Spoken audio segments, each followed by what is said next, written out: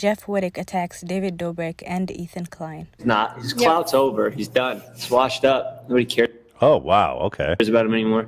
But first, hey girls, hey, welcome back to another video. So, Jeff has had a lot to say about his former friend David Dobrik and Ethan Klein as well. So the other night, following his 9th surgery on his eye, David went on live to answer a few questions from his fans. And to say he went in on David would be underphrasing it. He also went after H3H3, so yesterday they did this live reaction to his video. I did a video on the context behind why he's beefing with David, so if you want the full picture, go watch that. But the main thing was him calling David a fake friend for not checking up on him after he just went through the 9th surgery to repair what David did to him. And Jeff tried so hard to, like, make good with him, too, you know. He gave him every benefit of the doubt. He gave him so many chances, and David still can't call him up and say, how's the eye? That's it. That's all he wants. How's the eye? Jeff also goes on to say that not checking up on him after the surgery is not the only beef he has with David. He says he has a lot of things there's a lot of things going on in the background that he would like to bring out to the public, that because he feels like David did him wrong and took advantage of him.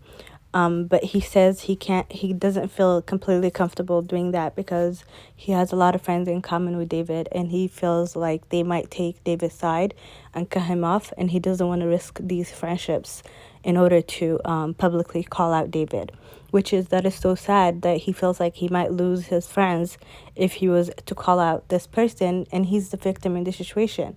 He feels like his friends might side with the person who victimized him, who put him in this situation where he has to have 9 surgeries and then doesn't even contact him afterwards and be like, hey, bro, I hope you're good. Doesn't have the decency to send him a text. That is so incredibly sad. But honestly, I do feel bad that, like, I have so many other friends that are in between us that I don't want to lose. So take it easy, Nobody's mad at them, dude. I just don't like it. You're literally describing a cult. And Ethan is not even halfway exaggerating. It really does sound like a cult. Your whole friend group, the people you've been friends with for years, will cut you off because you called out the man who put you through such an event that altered a big portion of your life, and now you have to have 10 surgeries because of it, and you've been in and out of a hospital for the last 2 years because of what he's done to you, and now he doesn't have the courtesy to at least text you after you've had another surgery again because of the damage he's done. He doesn't have the courtesy to text you, and you call him out for that, and your whole friend group is going to cut you off.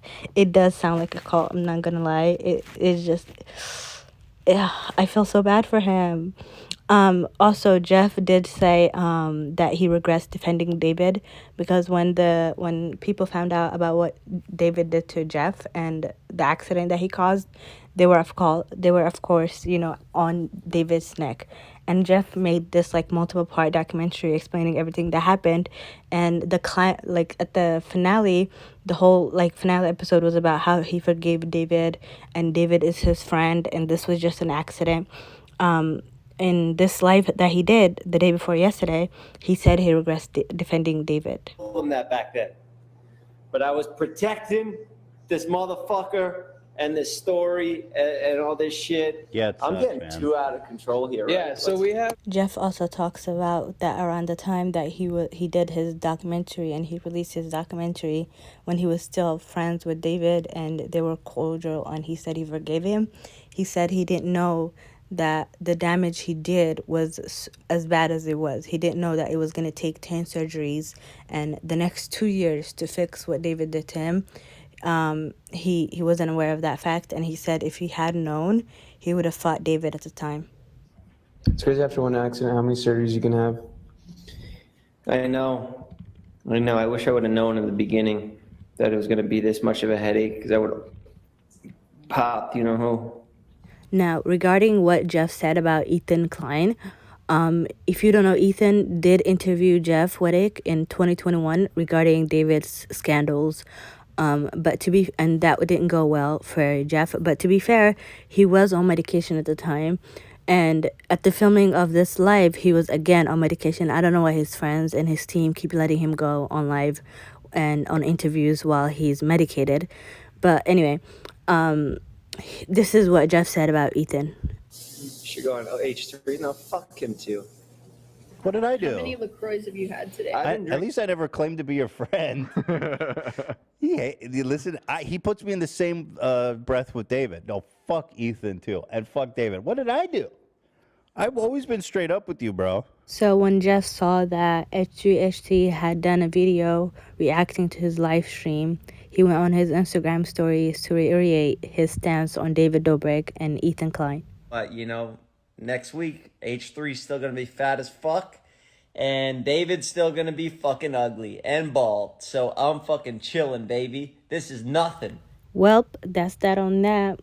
This is probably not appropriate because of what David did, but I feel really bad that he's balding. I didn't notice that he was balding until Jeff mentioned it, and then I looked it up, and he really is balding, and that's so sad to me because I always thought David had such pretty hair. I thought that was one of his best features was his gorgeous hair, and he's balding, and it's so sad. He's so young. I think he's only 24. Really sad. But anyway, back to Jeff and Ethan. I feel bad for him, even though he says "fuck me." I do.